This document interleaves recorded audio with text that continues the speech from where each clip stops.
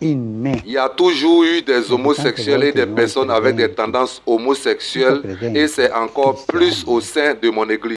Les Africains doivent comprendre que les temps changent et les mentalités aussi. Nous ne pouvons pas continuer à vivre avec ces préceptes du Moyen Âge. C'est nous qui leur avons apporté cette Bible. Elle est avant tout une tradition européenne et l'homosexualité en fait partie. Je ne comprends pas tous ces vagues de protestation des chrétiens sur le continent africain. Les homosexuels sont aussi des enfants de Dieu. En 2018, j'ai dit que l'enfer n'existe pas. Cela a créé les mêmes ramousses en Afrique. La Bible est à réécrire. Tout n'est pas à prendre au sérieux dans la Bible. C'est un livre comme tout autre livre écrit par des hommes d'une certaine époque différente de la nôtre.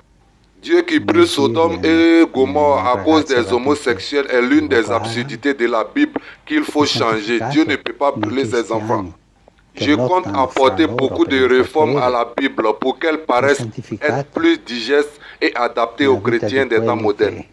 Et je compte sur la communauté chrétienne d'Afrique. J'espère que les réformes que j'envisage n'altéreront pas leur foi en Christ. Ces réformes permettront aux Africains d'avoir une place considérable auprès de Christ.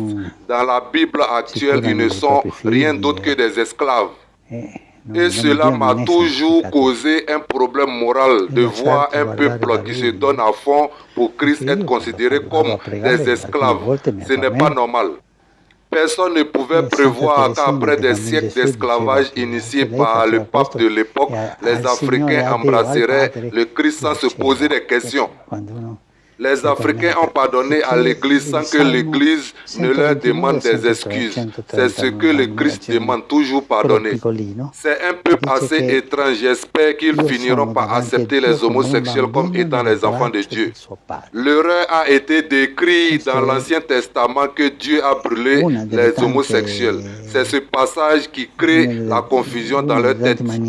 Les Africains doivent comprendre que Dieu même commet des erreurs parfois. Tout n'est pas parfait dans la vie.